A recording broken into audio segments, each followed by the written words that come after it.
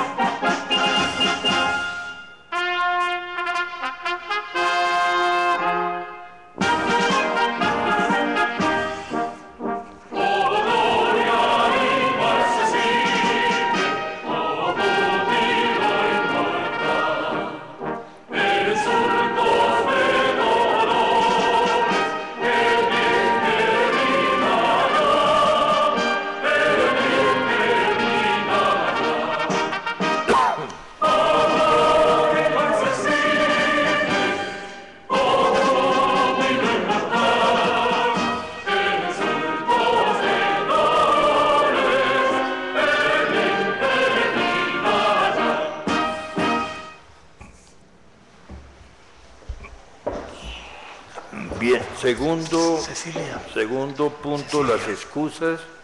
Se han excusado los académicos de número: Eduardo Sarmiento, Beethoven Herrera, Mariano Arango, Gabriel Poveda. Por el Colegio Máximo de las Academias, Jaime Posada, su presidente. Por la Academia Colombiana de Ciencias Exactas, Físicas y Naturales, Enrique Forero. Por la Academia Colombiana de Historia, Luis Horacio López. Por la Academia Colombiana de Jurisprudencia, Cesario Rocha, Fernando Sarmiento.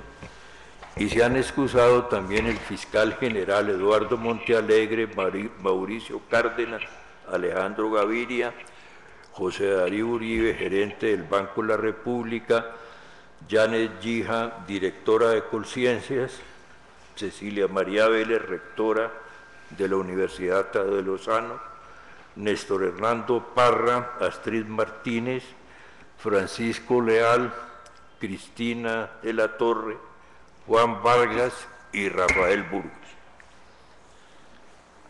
Entonces, pasamos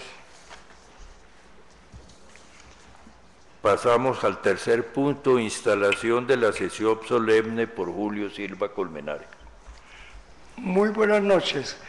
Queremos agradecer en primer lugar a los miembros de las academias hermanas que nos acompañan esta noche y a los miembros de la academia nuestra que están en este salón. Como ustedes saben, por estatutos nuestra academia debe celebrar cada 2 años una asamblea y elegir una nueva mesa directiva. Ese es el evento que estamos celebrando en el día de hoy, la posesión de la mesa directiva que se eligió el 23 de junio pasado. Nuestra academia está cumpliendo en este momento 31 años de haberse vinculado a la vida intelectual de Colombia. Creemos que hemos hecho una tarea muy importante en la discusión alrededor de los temas que nos competen y nos hemos acercado bastante a la juventud en las universidades y al profesorado joven en muchas partes de este país.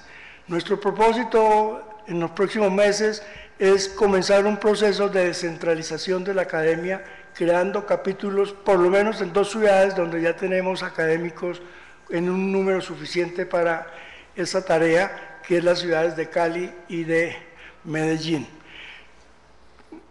Debemos rendirle algún tipo de homenaje a los académicos que han fallecido. Les pido por favor que nos levantemos y hagamos un minuto de aplausos a los académicos muertos, comenzando por Manuel Ramírez Gómez, que mañana se cumple 1 año de haber fallecido.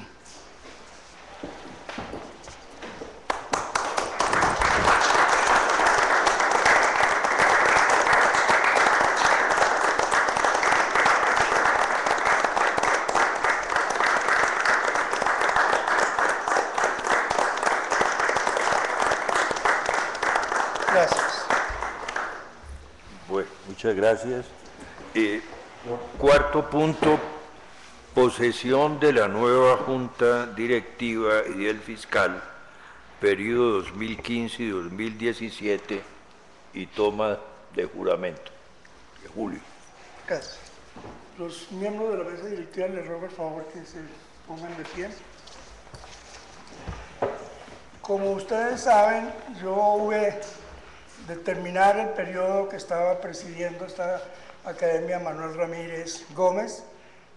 Tuve también el inmenso placer de que en la asamblea del 23 de junio me eligieron presidente ya en forma de la academia y por tanto tengo el honor de posesionar a la nueva mesa directiva.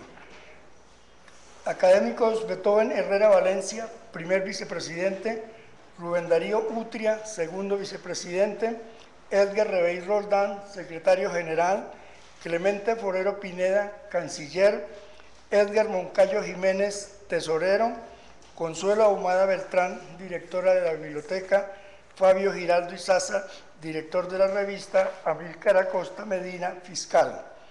¿Prometen ustedes cumplir los estatutos que rigen la academia, aplicar en todas sus actuaciones los principios del humanismo y de la ciencia, defender los intereses nacionales, impulsar la formación de un pensamiento económico que corresponda a nuestra identidad y exaltar con su conducta la corporación que con tanto beneplácito los ha designado para dirigir sus destinos? Sí, lo prometemos. Si así fuere, la sociedad y la academia los exalte, si no, los censuren. Muchas gracias.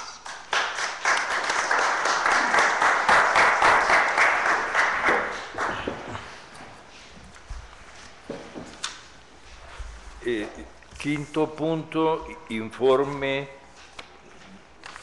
de labores del periodo julio 2013, junio 2015, o sea, 2 años. Tenemos un informe que, pues, desde luego no lo voy a leer todo, voy a mencionar algunos de los puntos fundamentales, pero quienes están interesados pues podrán disponer del texto. Entonces, Me siento muy honrado al presentar el informe número 15, julio 2013, junio 2015, de la Academia Colombiana de Ciencias Económicas, de acuerdo al artículo 32 de los estatutos, que en una de sus partes dice: son funciones del secretario general presentar un informe bianual sobre las actividades de la corporación y mantener la relación con las otras academias. Este informe es el resultado de un trabajo conjunto de la mesa directiva y de los académicos, de un voluntariado intelectual de todos los miembros de nuestra mesa directiva, con quienes hemos logrado formar un buen equipo con grandes resultados a pesar de los escasos recursos financieros. Quiero insistir primero en el carácter plural de la academia, donde tienen base las distintas escuelas de la economía y en donde analizamos los diferentes problemas del país y sus soluciones desde diferentes ángulos. Entonces, el informe contiene primero la mesa directiva que tuvo funciones entre 2013 y 2015, la de hoy, la que acaba de posesionarse. Y queremos insistir en algunos puntos que consideramos fundamentales. Primero, hemos tenido una clara política de vinculación de nuevos académicos para formar y fortalecer la academia. En este momento, Jorge Iván González y Diego Otero están elaborando sus trabajos para ascender a miembros de número. La academia votó en la sesión del 23 de junio de 2015 el ingreso de 8 miembros correspondientes y el ascenso de miembro de número del académico Samuel Jaramillo, luego de cumplir trámites que se hacen en 4 pasos. Primer paso, presentación de sus hojas de vida por 2 o más académicos de número, que deben ser consideradas en reunión de mesa directiva y presentadas para el estudio en la comisión de candidaturas. Una vez que se aprueban en la comisión de candidaturas, se hace o se hizo una reunión de la asamblea donde se realiza la votación. Entonces, ese es el procedimiento que nosotros tenemos de ingreso a la academia. Le hemos dado con la Junta mucha importancia a la política de publicación. Entre 2013 y 2015 se han publicado 7 libros. Voy a dar solamente los títulos.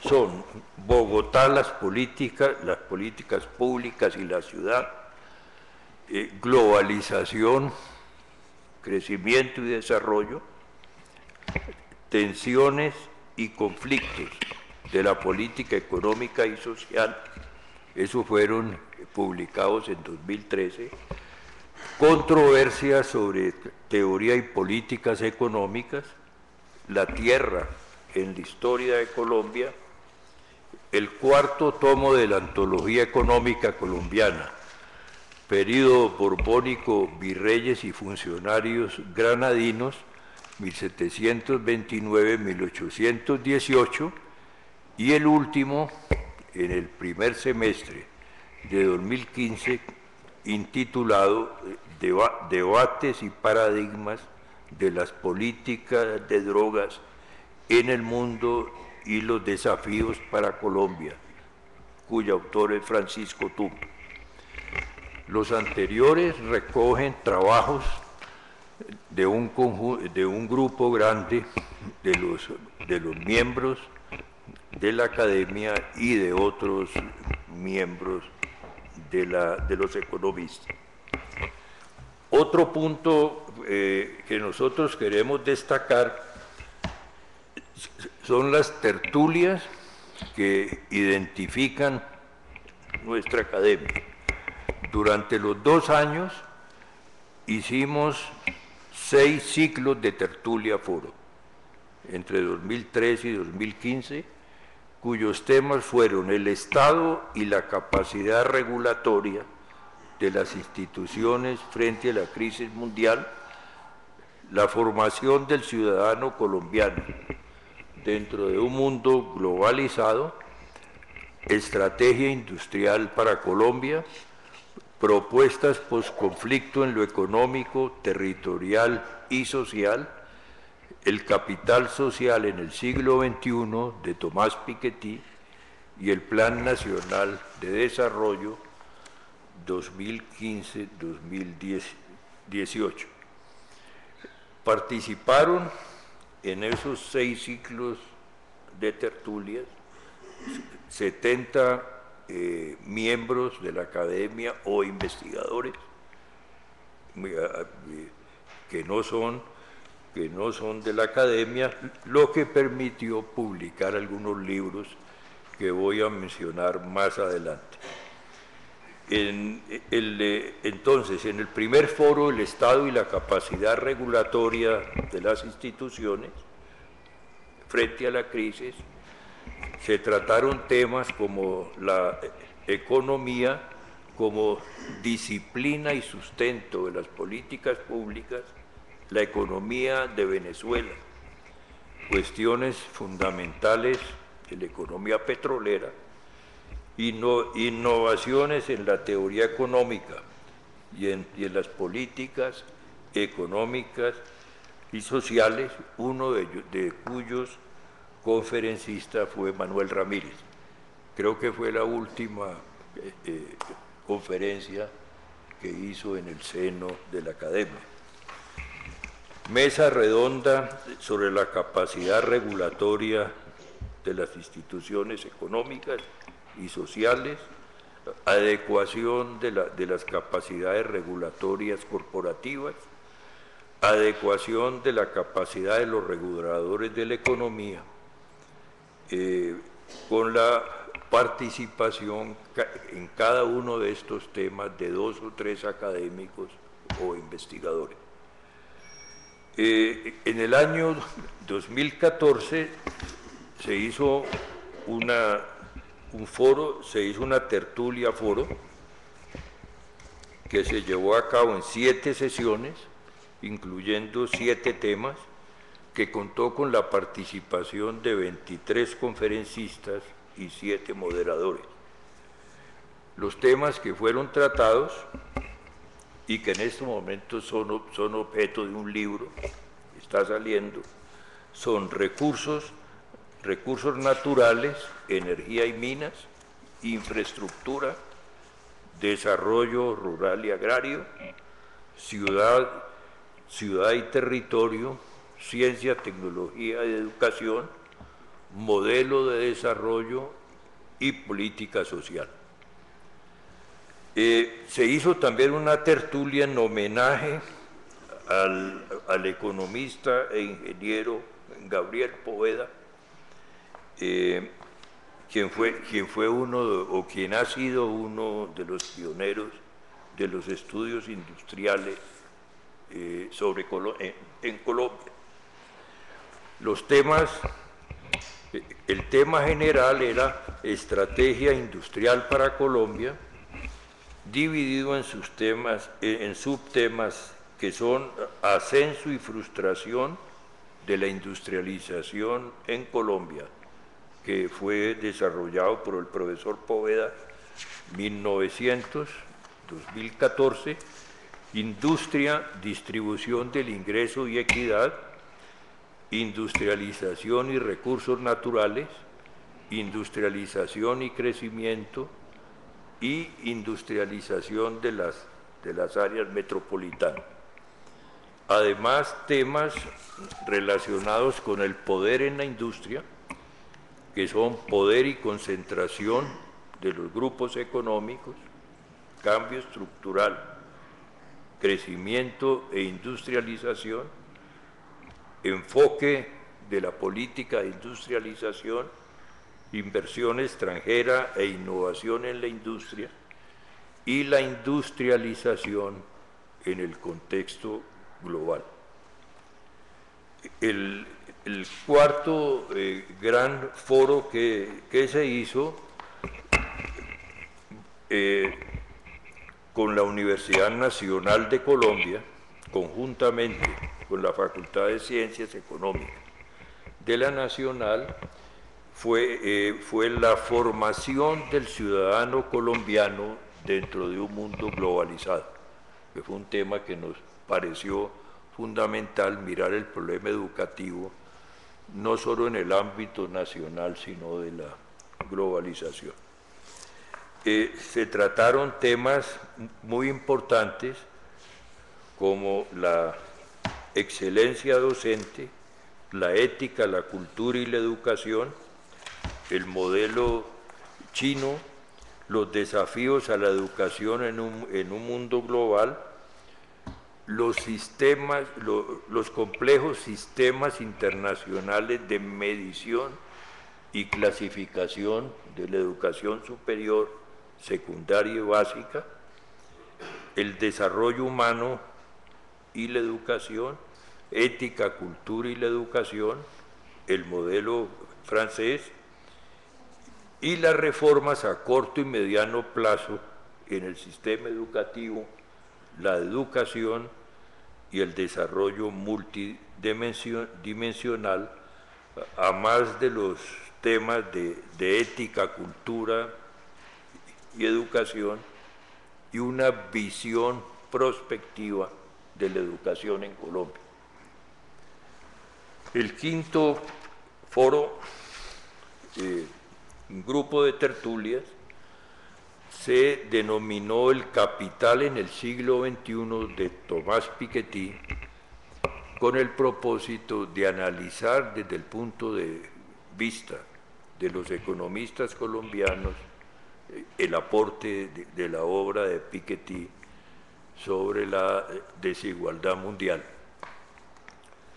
Se trataron los temas Piketty y la sociedad, Piketty, la distribución, el sistema tributario y la corrupción, las desigualdades, los impuestos y los subsidios, valor y precio del trabajo y la distribución de la riqueza, deconstruyendo el capital en el siglo XXI. Con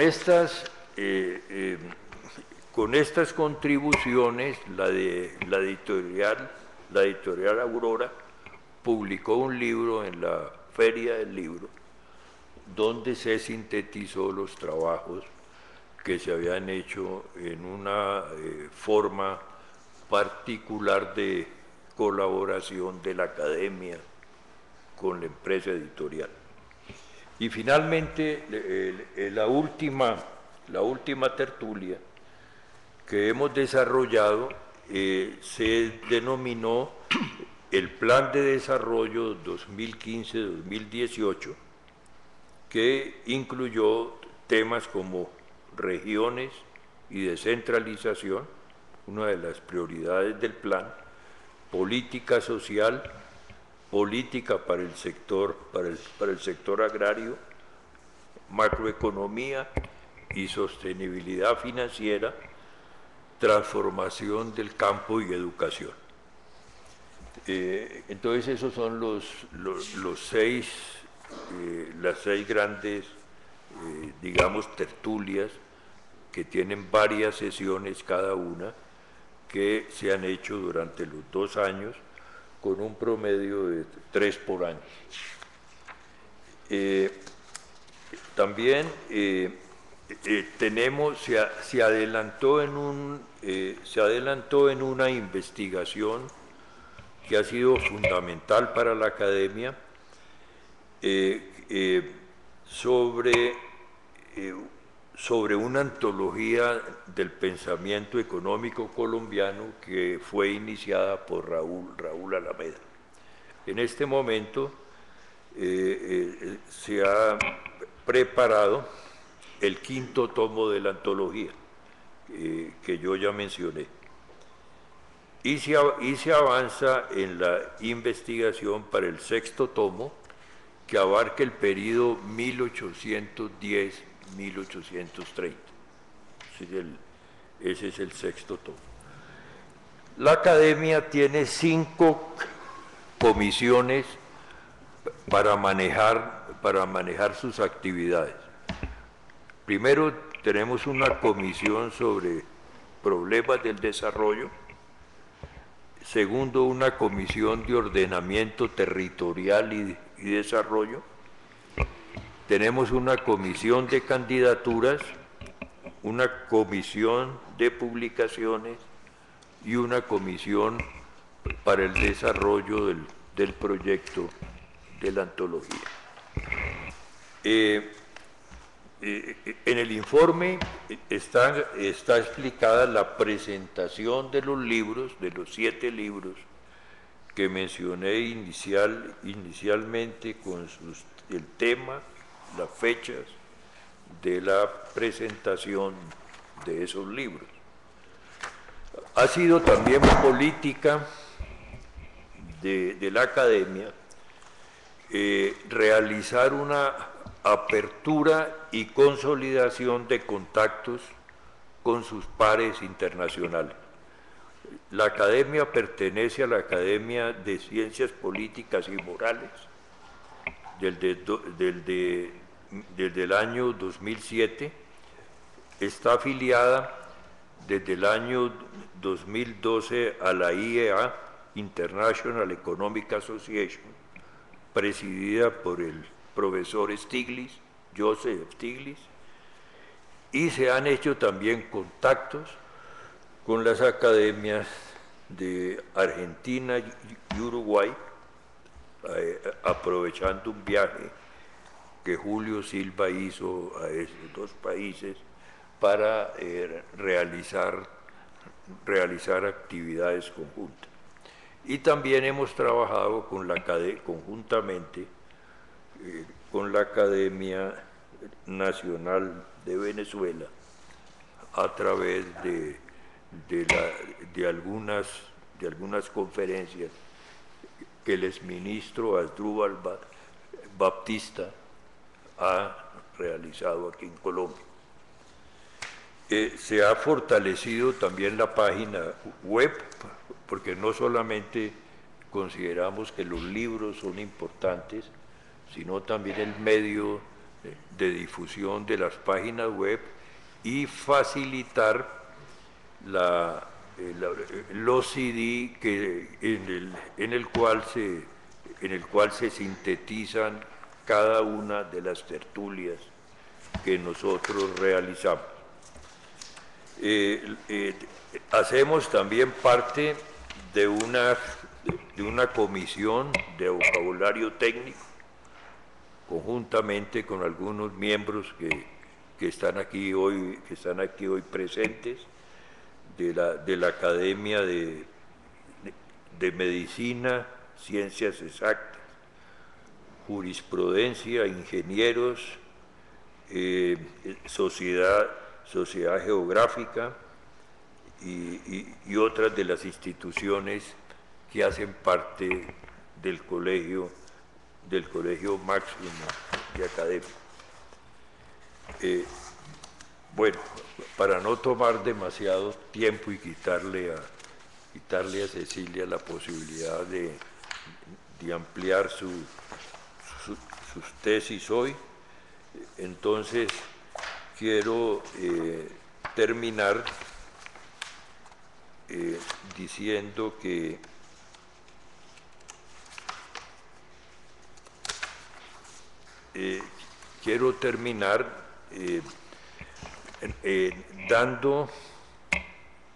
dando un agradecimiento primero a los miembros de la mesa directiva que han hecho un trabajo, digamos, de equipo para poder realizar las actividades que mencioné, y también agradecer la contribución mediante un convenio que la Academia tiene con el Ministerio de Educación Nacional, que hace posible el cumplimiento de los estatutos.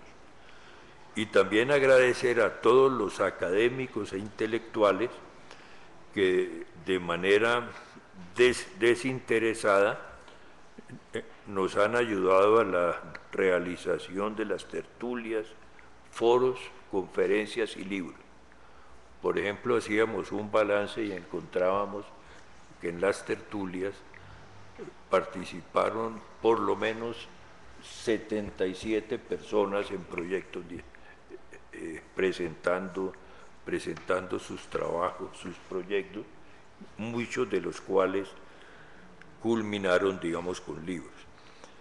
También queremos agradecer al decano de la Facultad de Economía de la Universidad Nacional, José Guillermo García, al decano también del Rosario, Hernán Jaramillo, quien puso gran entusiasmo para que se pudiera realizar las tertulias de homenaje del doctor Poveda y promover los estudios industriales.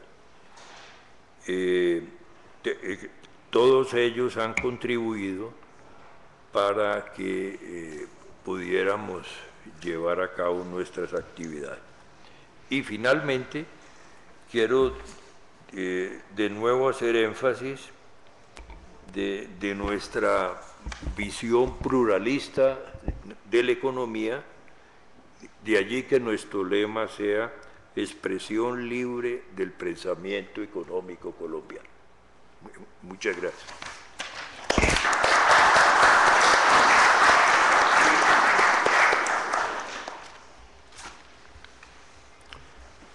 Bueno, entonces tenemos ahora la disertación de la académica de números Cecilia López sobre el contenido social de las políticas públicas.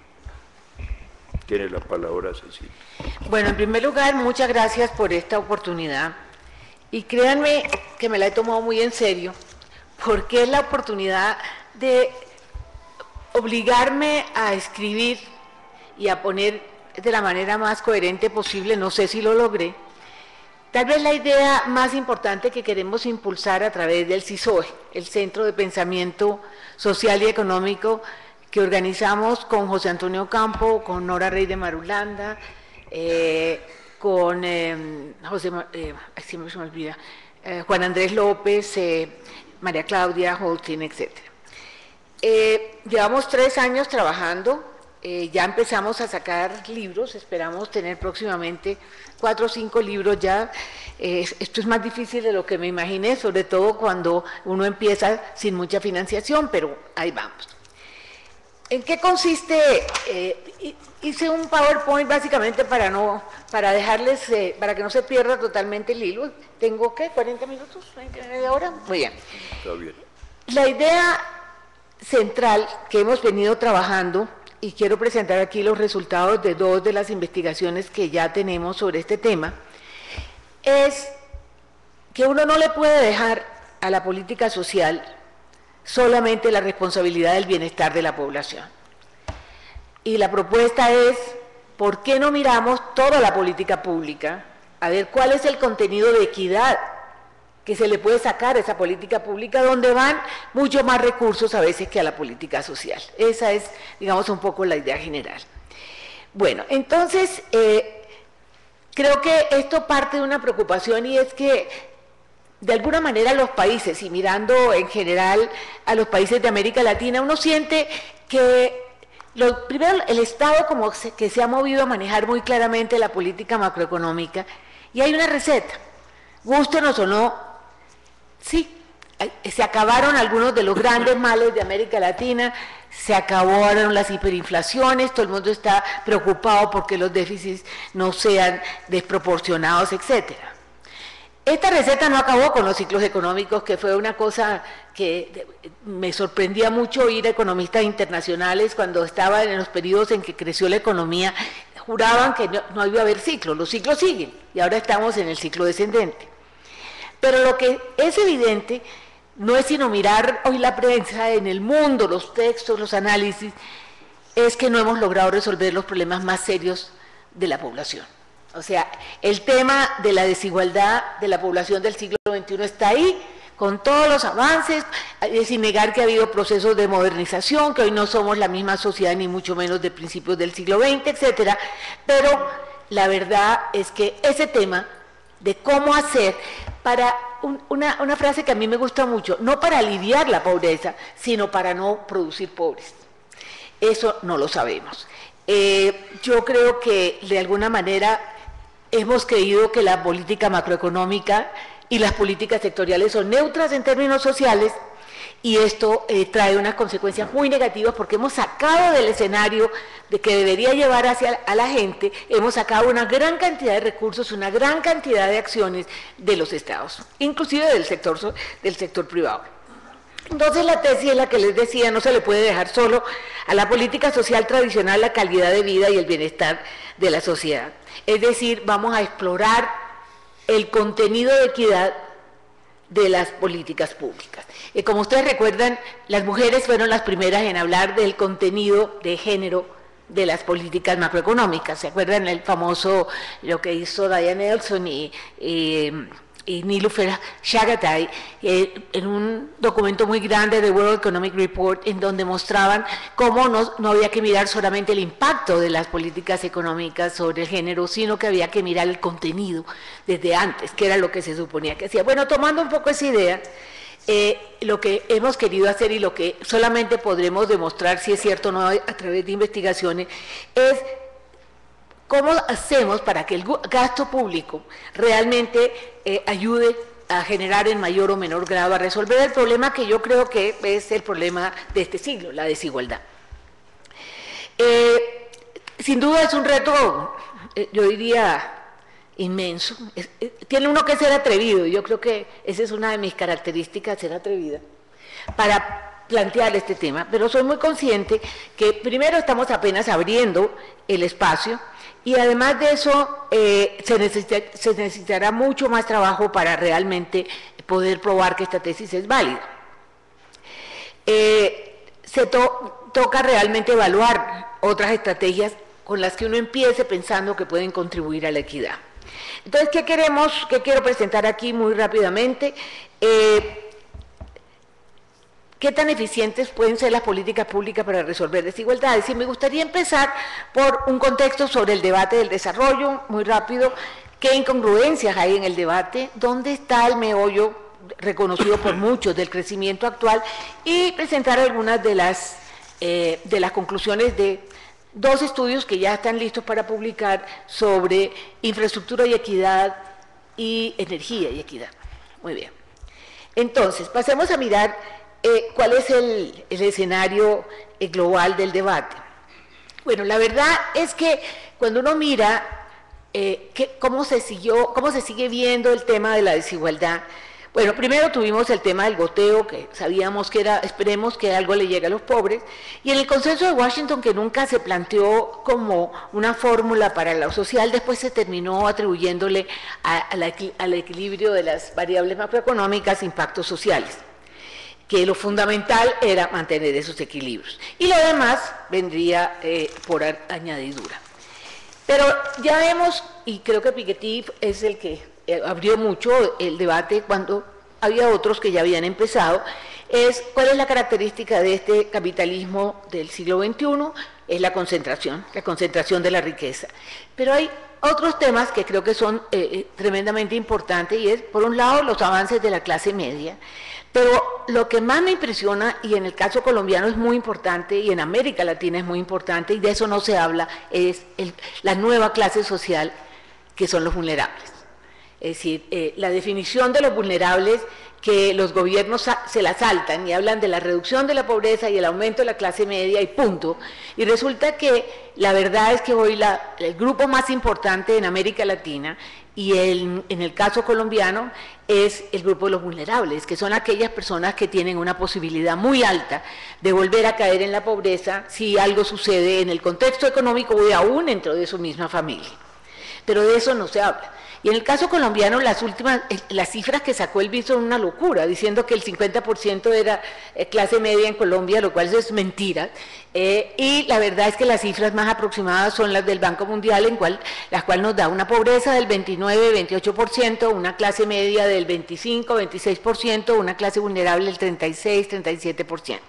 Creo que esa clase vulnerable, es que entre la clase vulnerable y la pobre tenemos 2/3 de la población. Y vamos a tratar esa clase vulnerable lo mismo que hemos tratado a las clases pobres a través de transferencias condicionadas. Esa es una pregunta para mí muy importante. Bueno, no solamente se habla del 1% más rico, no solamente, pues sobre todo en los países más desarrollados, el caso de Estados Unidos ha sido un gran debate, sino que también se ha visto el debilitamiento en los países desarrollados de los estados de bienestar. Pero lo que más me ha impresionado del debate actual es lo que está diciendo el Fondo Monetario. Es decir, si uno mira las últimas declaraciones, no solamente de la directora, sino los documentos que se están produciendo, es que puede uno decir que ya la desigualdad por fin les tocó el alma al Fondo Monetario. Pero es muy interesante lo que está pasando.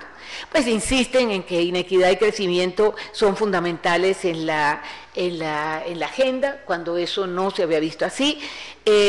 Se reconoce que la dinámica de la economía ha mejorado el nivel de vida de muchos, pero que quedan de todas maneras amplios sectores sin una vida digna. Es decir, el mismo fondo dice que el tema de la desigualdad llegó para quedarse. Pero es muy sorprendente, y sobre eso quiero profundizar un poco después, que cuando llega la hora de las políticas, nadie se quiere desprender de las políticas que han estado aplicando en los últimos 20 años. Muy bien.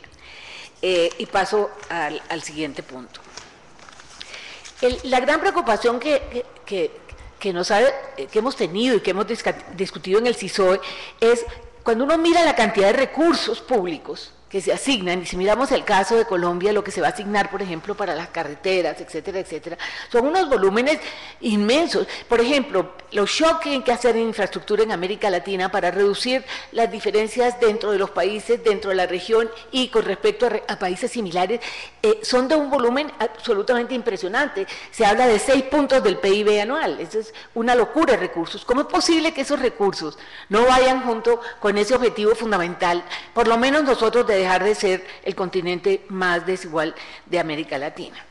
Muy bien, entonces pasemos muy rápidamente a algo que me parece que nos une, esta preocupación con lo que pueden hacer las políticas públicas para tener un contenido de equidad. La verdad es que cuando uno revisa la literatura actual, el gran problema hoy en día es el empleo. Es decir, de alguna manera se acabó la posibilidad de aquí ya no se habla de pleno empleo, se habla de crecimiento sin empleo, cosa que se viene hablando hace tiempos, pero se está consolidando. Si uno mira las cifras, de las últimas cifras de la OIT, son realmente tremendas, porque no solamente es el problema de que la actividad económica no está generando suficientemente empleo, sino que el empleo que está generando no es el empleo que se llama digno. Y lo que está pasando es que se está informalizando el trabajo formal, algo que la OIT ya venía planteando desde hace mucho tiempo.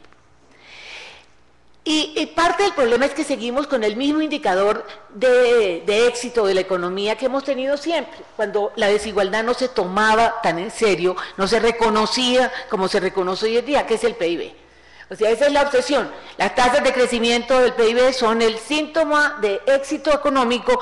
Cuando baja, todo el mundo entra en depresión colectiva. Y no se, mejor dicho, no se le ha vuelto a dar, entre otras cosas, la importancia al empleo, porque hay que reconocer, por muchas razones, que es muy difícil lograr que este desarrollo tecnológico, que esta forma como se organiza la producción hoy en día, que estas cadenas globales, entre otras cosas, que se pensaron en algún momento que podían generar más empleo, los últimos análisis sobre cadenas globales es que no No es cierto. Nosotros ni siquiera hemos entrado en el tema de las cadenas globales, ni siquiera hemos desarrollado eso. Es decir, la obsesión ha sido otra, ha sido aumentar la productividad, tener innovación, los países que lo tienen, nosotros ni siquiera hacemos eso. Pero como el empleo no ha sido el propósito, entonces ¿cómo hacemos para que no se altere la posibilidad de manejar un país? Démosle limosna. Y ahí, en mi opinión, es que han nacido todos estos subsidios a familias marginadas, y yo creo que ha sido una forma, pues no sé si ha sido explícita, pero la verdad es que uno piensa que es una manera de compensar el hecho de que a esos sectores no se les puede, digamos, ofrecer alternativas de que por sí mismos puedan salir de su situación marginal. Es decir, a las transferencias condicionadas se les sigue, que son estas transferencias en dinero, que se han generalizado no solamente en América Latina, sino en el mundo, se le atribuye el éxito, entre comillas, de la baja en la pobreza, porque no hablan de los vulnerables. Y yo no sé qué vamos a hacer con los vulnerables ahora. Bueno, me parece, es decir, las cifras de la OIT son muy preocupantes. Dicen que el desempleo aumentará en 3 millones de personas en el 2015, que se agrega a los 201 millones de desempleados en el 2014, y habrá más de 8 millones adicionales en los próximos 4 años. O sea, y a eso súmele el alto y el creciente desempleo, donde América Latina lleva la batuta. Entonces, ¿qué tenemos? Tenemos un debate que ha cambiado, un problema que cada día se identifica más como una gran falencia, que es el tema de generar el trabajo digno, y la gran preocupación de la informalidad en general. La OIT señalaba que la economía informal abarca 3/4 de todo el empleo no agrícola en los países en desarrollo. Y obviamente informalidad es pobreza, y son las mujeres, los migrantes y los grupos de trabajadores vulnerables los que están pagando el costo. Entonces, esta preocupación es realmente generalizada, y yo creo que el caso de Colombia particularmente es muy grave, porque aquí no solamente hay un nivel de informalidad muy grande, nadie se ha puesto de acuerdo según cómo lo midan, puede ser el 50, 60%, etcétera, sino lo más grave, en mi opinión, y creo que muchos lo han denunciado, es la informalización del trabajo formal.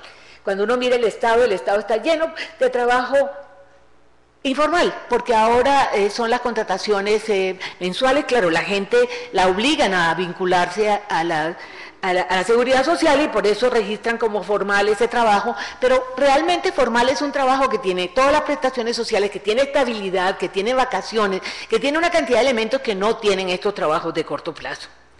Entonces la pregunta es, bueno, ¿por dónde arrancamos? O sea, si el trabajo es tan esencial para que realmente la gente, con esta frase que me gusta, más que aliviar pobreza, no produzcamos más pobres, ¿sí?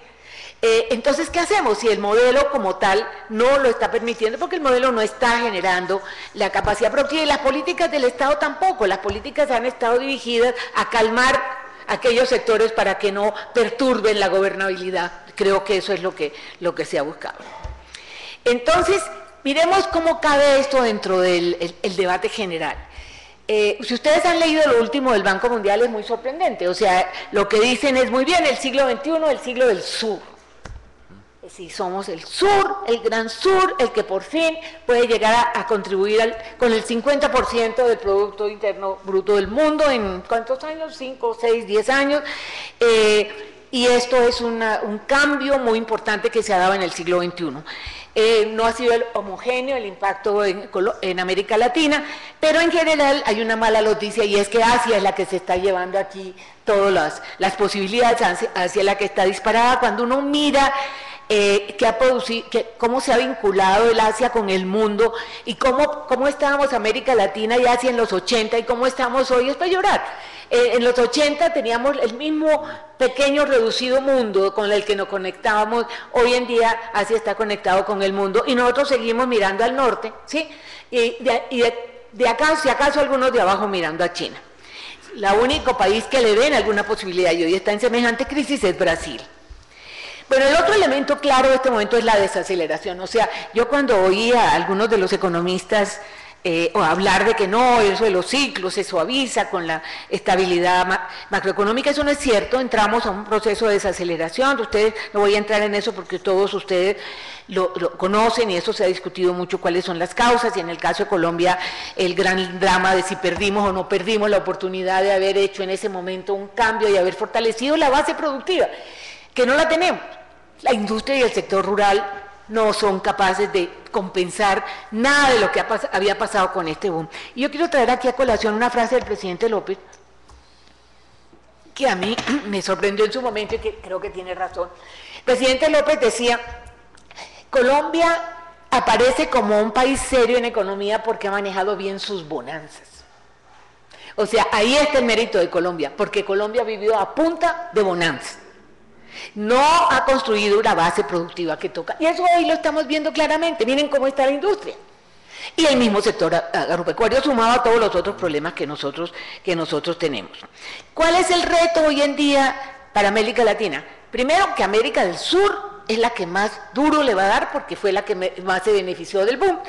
Y además de eso, el reto es cómo no perdemos los avances que se hicieron en pobreza y alguito en igualdad. ¿Cómo se hace para que eso no suceda? Cuando uno mira cómo se mueve el debate, para mí la frase que me parece contundente es que lo que sí ha cambiado es el diagnóstico.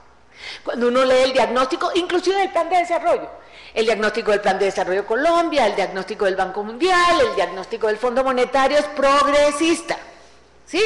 Uno se asombra de ver que ya, no solamente en el caso, el que más me impresiona es el del Fondo Monetario, ya el Fondo Monetario está hablando de factores de economía política, está hablando, pero es que no lo hablaba antes, ¿sí? Y ahora, ¿cómo? ¿Con quién? La semana pasada había dicho que Grecia con ese referendo era un desastre, que hoy está diciendo todo lo contrario. ¿Quién dijo? El Fondo Monetario. Y lo está apoyando. No, la que no está apoyando es la Merkel, pero el Fondo Monetario de Estados Unidos están decididos por razones políticas. Pero es muy interesante, si ustedes miran, entre otras cosas hay un tipo que José Antonio me lo recomendó y me parece estupendo y se lo recomiendo, que es Ostri. Apellido es Ostri, que está escribiendo muy bien en el Fondo Monetario, en el diagnóstico, perfecto, el diagnóstico regio, somos muy progresistas, estamos mirando que hay vínculos entre la desigualdad y la fragilidad del crecimiento, son frases de ellos, que la desigualdad limita el consenso social y tiende a reducir el ritmo y durabilidad del crecimiento. Están describiendo lo que el agua moja. Y lo que hemos venido tratando de decir muchos en el mundo, y nosotros éramos la parte negativa de ese grupo de economistas. Esta frase de la señora Lagarde, a mí me parece que nunca pensamos que lo hubiera dicho alguien del fondo. No se necesita ser un altruista para apoyar políticas que eleven los ingresos de los pobres y de la clase media. Hágame el favor. Pero el problema no es el diagnóstico. Si ustedes miran el plan de desarrollo, yo me sorprendí, no sé si a ustedes les pasó lo mismo. Era un plan de desarrollo progresista. Tenía algunas cosas, no las cubría, pero tenía unas ideas y unos postulados muy interesantes. Pero ¿cuál es el problema? Que tenemos un diagnóstico progresista con unas políticas neoliberales. En el Fondo Monetario, en el Banco Mundial y aquí en el Plan de Desarrollo. Cuando uno mira qué es lo que van a hacer, como si esas políticas no hubieran, por un lado, ayudado a construir estas desigualdades, o por lo menos no las resolvieron. Pero no hay ningún replanteamiento. Mire, muy rápidamente, ¿cuáles son, después de todo el discurso del Fondo Monetario que acaba de publicar, de que el tema es la desigualdad y que si no se reduce, ya no es todo pobreza, ya entendieron que uno puede reducir pobreza, pero aumentar la desigualdad si uno le da mucho a los pobres y le da más a los ricos, que es lo que hizo Chile y lo que hemos hecho nosotros.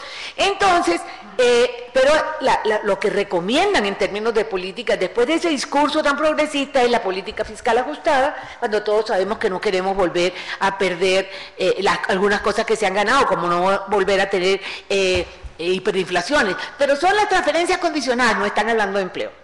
Son las transferencias condicionadas masivas las que proponen, realizar inteligentes reformas a la educación, a la salud, a los mercados laborales, todo eso lo sabemos, pero cómo se concreta eso, no hay nada, de tal manera que lo que estamos viendo es un cambio en el diagnóstico en el mundo, en las instituciones, en la economía, digamos, el diagnóstico se ha vuelto un poco más respetuoso de las otras disciplinas sociales con las cuales la economía ha sido muy indiferente, por llamarlo de alguna manera, incluir temas de política, que es lo que en este momento va a definir lo de Grecia, es el miedo a Rusia y a China, lo que finalmente le va a ayudar al señor, ¿cómo es que se pronuncia? Nunca he podido. Cifras, bueno. Bueno, muy bien. Entonces, pensando en que tenemos un discurso socialdemócrata y unas políticas neoliberales, que en el caso del plan de desarrollo esa ha sido mi gran pelea, es decir, que desinfle cuando uno ve que están hablando de cosas que no le interesan, cifras interesantes, cuando llegan a las políticas son las mismas. Bueno, sin embargo, yo creo que se están dando avances, y aquí quiero concretarme un poco en lo que estamos haciendo en la misión rural. A mí me parece que ahí hay unos elementos que son interesantes. Bueno, el primero obviamente que es el que estoy tratando de vender, a ver si les puedo vender la idea, que es el contenido de equidad de todas las políticas públicas, pero el tema de la inclusión productiva, me parece que ese es un concepto bastante generalizado ya, que estamos tratando de desarrollarlo todavía con mucha dificultad en la misión, porque tenemos algunos de nuestros economistas que dicen que son cartesianos, o sea que por un lado miran lo económico y lo otro lo social. La inclusión productiva en su sentido, como por lo menos yo lo entiendo, y ahí José Antonio y yo tenemos un debate que vamos a ver si llegamos a conciliar, es que desde el punto de vista productivo, usted no puede hacer políticas productivas si usted no tiene temas sociales. Y ahí el tema, después lo podemos conversar, de la economía del cuidado es claro. Usted hace políticas para las mujeres rurales y usted no toma en cuenta la carga de cuidado que tiene no remunerado. ¿Y qué hace? Se tira el programa, porque las mujeres van a preferir atender a su familia a ser empresarias. Acabamos de hacer un estudio en CISUE donde eso es clarísimo. Le metieron 4 o 5 billones de pesos a darle maquinaria a las mujeres de 5 municipios en el departamento del Atlántico. Cuando yo vi eso, horror, hicimos una especie de uso del tiempo. ¿Y saben cuáles son los horarios de esas mujeres?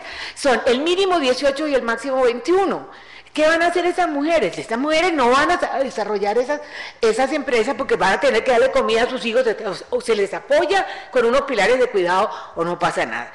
Y desde el punto de vista social, y ahí es donde José Antonio y yo estamos en la discusión, es que una cosa que hay que evitar es sacar que la única solución son los subsidios. Es decir, Colombia es el peor ejemplo, los subsidios a los precios arman un enredo en el mercado, los subsidios a las personas lo estamos viendo, consolidan patrones que debíamos modernizar, como es el caso de Familias en Acción, o simplemente les da, como en los gobiernos, pereza de ingresos. Es decir, hay familias que viven con el paquete de Familias en Acción, hijos en acción, viejitos en acción, todos en acción. ¿Ok? Bueno. Entonces, la idea es una política social, y esto se está discutiendo en la misión rural, que me parece interesante. O sea, yo peleo por la política viejitos en acción porque es el colmo, encima que uno ya ha trabajado toda su vida, ahora le toca ponerse en acción para que le dé el limón, ¿no? Bueno, ahí es ridículo, pero bueno, creo que ahora le pusieron fue, ¿cómo? No sé qué, ¿cómo es que nos llamamos ahora? ¿Los qué? Adultos mayores. Bueno, muy bien. En el caso de lo social, lo interesante que se está discutiendo en la misión es que las políticas sociales tienen que garantizar acceso al mercado. Eso me parece que es crítico, es decir, ¿qué variable económica le metes a las políticas sociales? Y en el caso rural, mercado.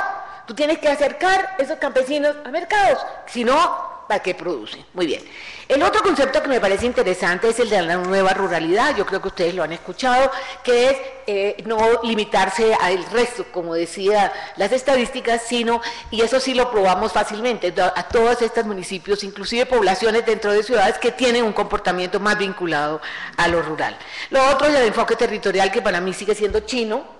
Creo que Colombia y el mundo entero está tratando de hacer eso, pero ahí hay un enredo todavía. ¿Qué quiere? ¿Cómo se come? Es decir, la idea es linda, es el territorio, es lo que la gente dice, pero ¿cómo se maneja?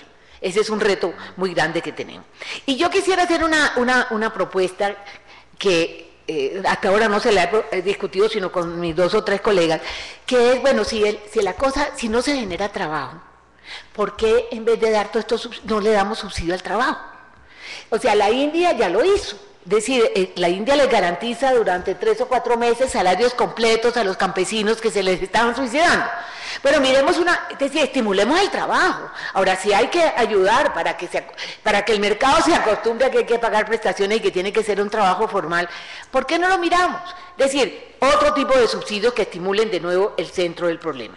La verdad es que nadie tiene una fórmula para el crecimiento incluyente, eso está crudo todavía, y por eso es que creo que exploremos esta posibilidad de ver si es verdad que hay un contenido de equidad en las estrategias generales que hace el gobierno. Es decir, de nuevo, no dejarle solo a salud, educación, nutrición, que ya sabemos, toda la responsabilidad de la calidad de la gente. Y aquí muy rápidamente, ¿cuánto tengo?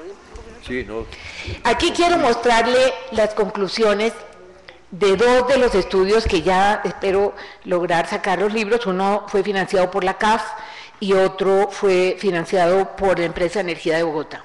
El de la CAF se llama Infraestructura y Equidad en Colombia, Perú y Chile. Bueno, ese fue un estudio que trabajamos con Nora Rey, con Martín Sikovic, un argentino que trabaja en modelos, y la verdad, yo lo que quería desde un principio les dije, muéstrenme cómo hacemos para saber si esto que se tiene que hacer en infraestructura en América Latina, que es gigantesco, podemos sacarle como un beneficio adicional cambios en la calidad de vida de la gente.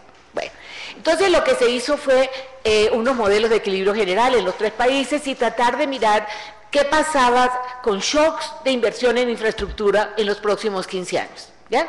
Bueno, eso fue lo que se hizo para los 3 países y lo primero que salió claro es que el canal por medio del cual la infraestructura podía tener un impacto en equidad era a través del empleo. O sea, de nuevo surge el empleo como el factor clave.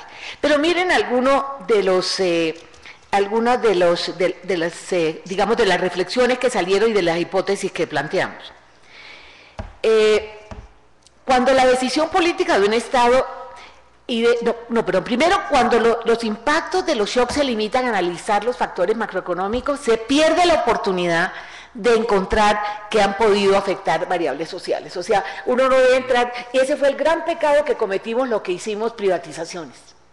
Hoy están donde privatizamos, que es la región Caribe, que lo que están igualitos, mejor dicho, los privados tampoco hacen nada. Y la gran falla que se analiza en este estudio, y lo han analizado muchas personas en América Latina, es que se pensó que la privatización era un negocio para el Ministerio de Hacienda, y no se pensó que había un gran sector de población pobre, que el sector privado se iba a hacer el loco, y que eso no se iba a garantizar su acceso directo. Muy bien, entonces, primero hay que pensar que sí, si uno tiene la intención de que esos inmensos volúmenes, supónganse que no sea el 6 puntos del PIB, supónganse que sean 3, no sé en cuánto quedará Colombia, pero al paso que vamos, la única manera, el retraso de Colombia es muy grande en infraestructura, pero aún en Perú, que ha hecho más esfuerzo, es grande. Entonces la pregunta es, si uno quisiera que eso no se perdiera en el sentido de que no agarrara algo de la desigualdad, se pierde la posibilidad de hacerlo, o sea, sí hay una posibilidad.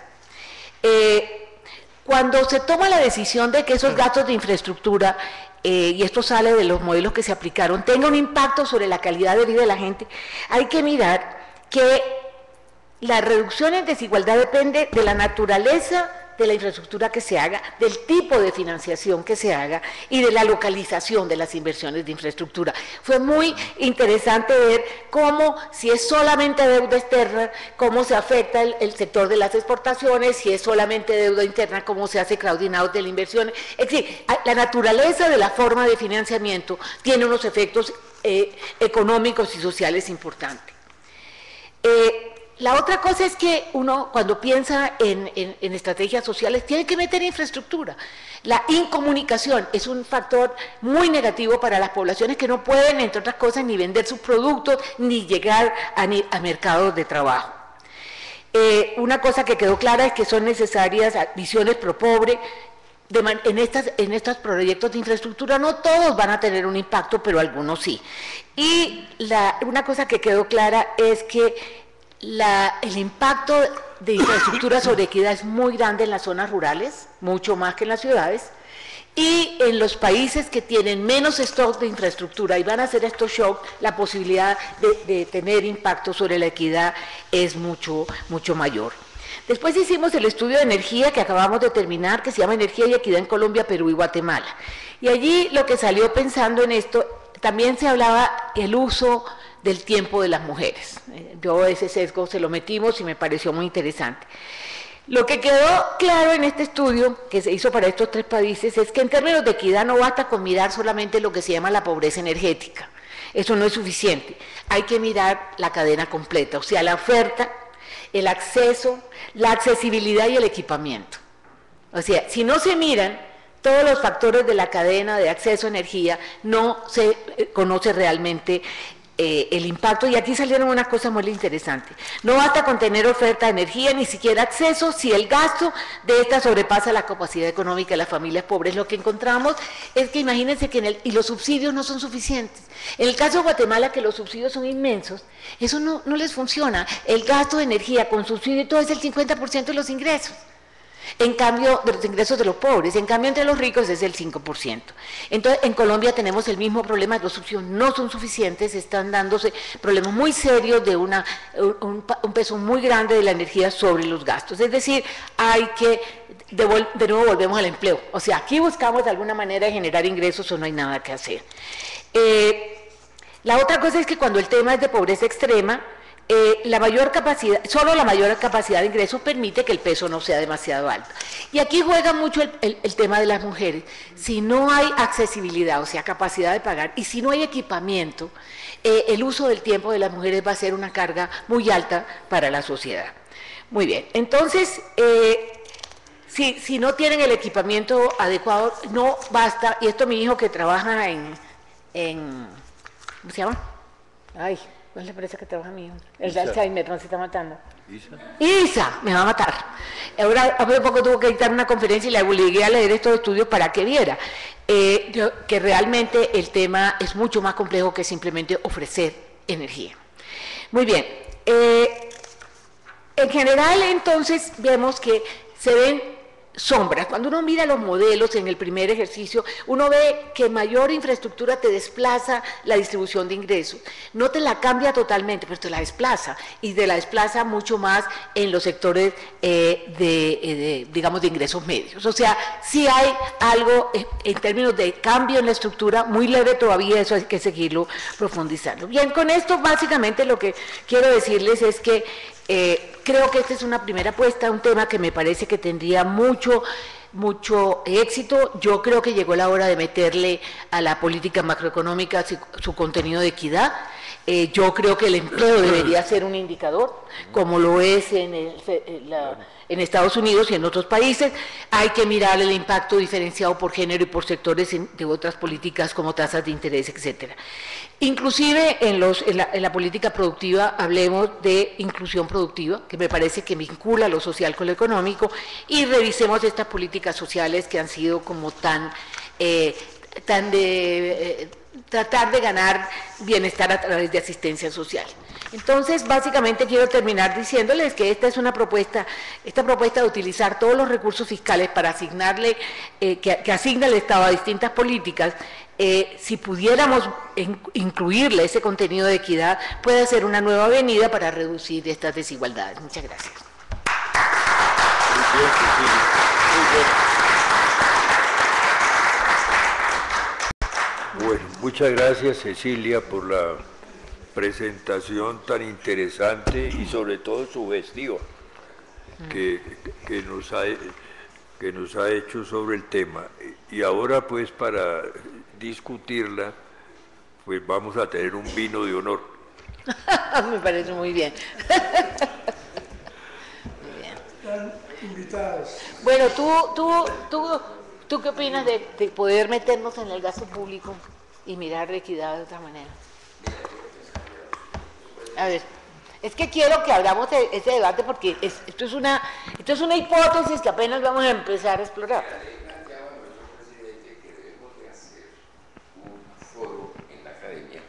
Ajá.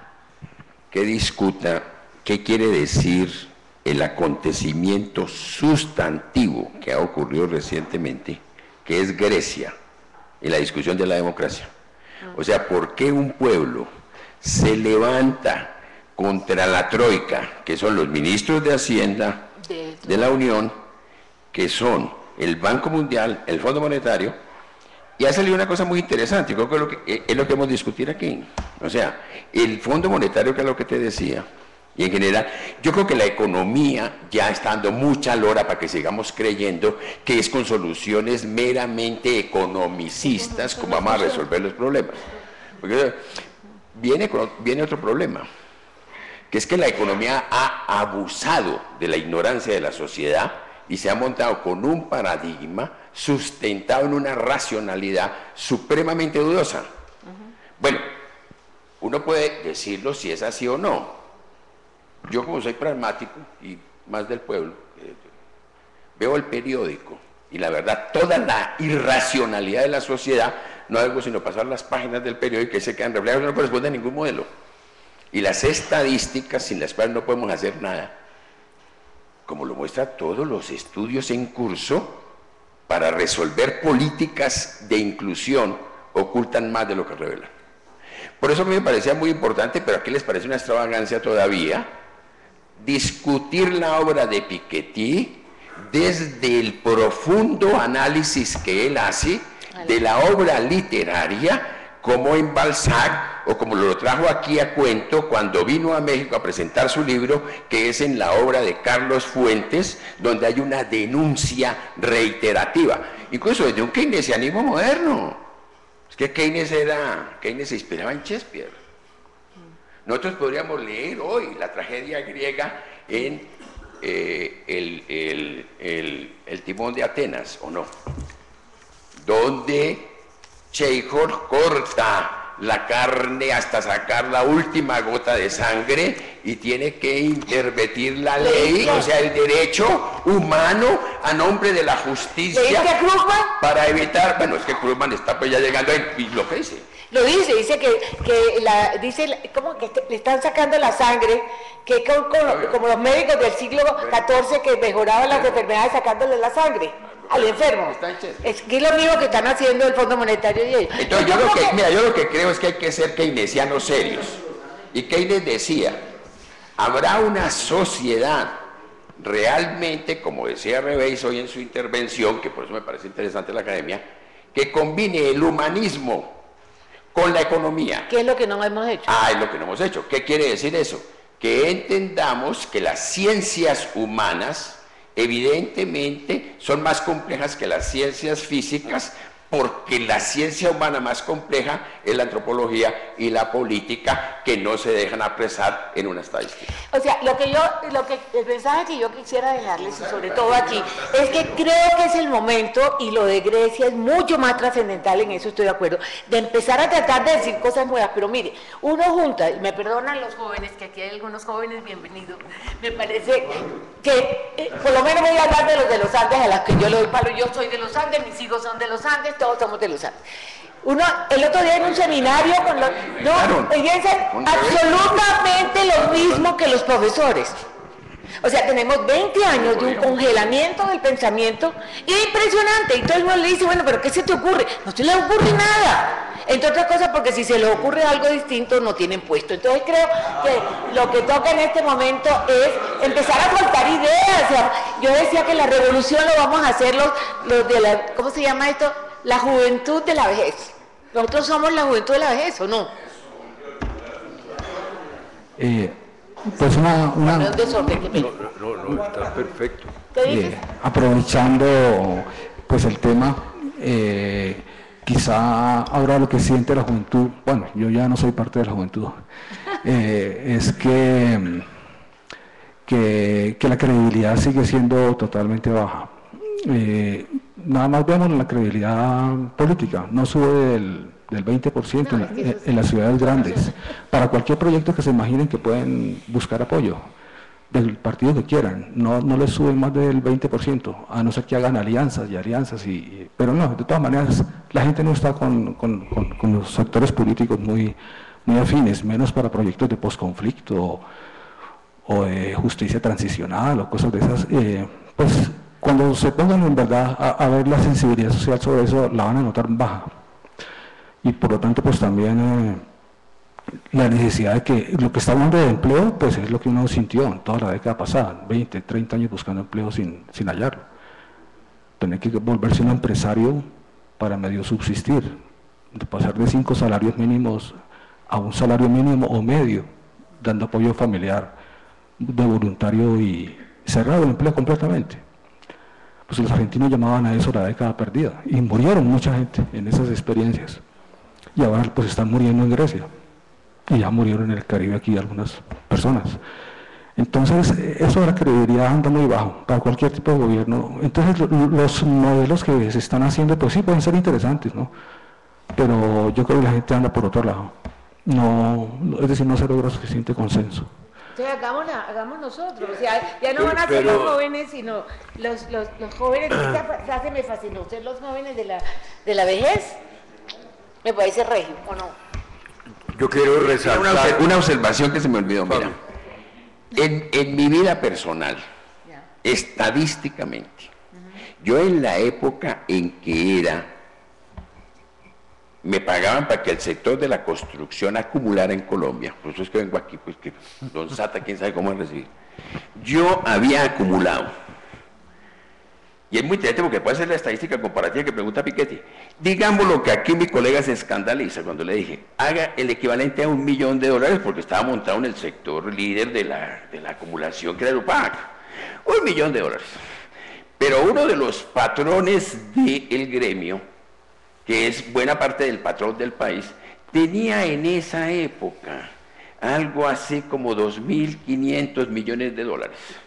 Revisando mi declaración de renta preocupado con la reforma tributaria, creo que mis recursos, sin descontar la devaluación tan berraca que se nos vino y la expropiación que está haciendo el mercado global, me dan, contando que la señora no se me vaya asustada, $1.200.000 de rentas de 30 a 40 años. El doctor Luis Carlos Álvarez, no es que sea envidioso, tiene $35.000 millones y no contemos yo no sé si hiciste las cuentas en energía e infraestructura del LIN, porque el problema de la infraestructura no es que hay que hacerla, el problema es la deuda, si la deuda que contraímos es legítima o no y quién la paga, porque ya sabemos cómo se pagan las deudas en el sistema global, o sea, ahí sí, macroeconómicamente hacemos escala desde abajo porque los ricos son muy grandes y muy poderosos para quebrar, pero la deuda la pagamos todos, como acabó de pasar con la crisis, básicamente. Entonces hay que ser creativos, señores. Bueno, entonces pasamos de los puntos que tú mencionaste, a mí me llamó mucho la atención de que todo...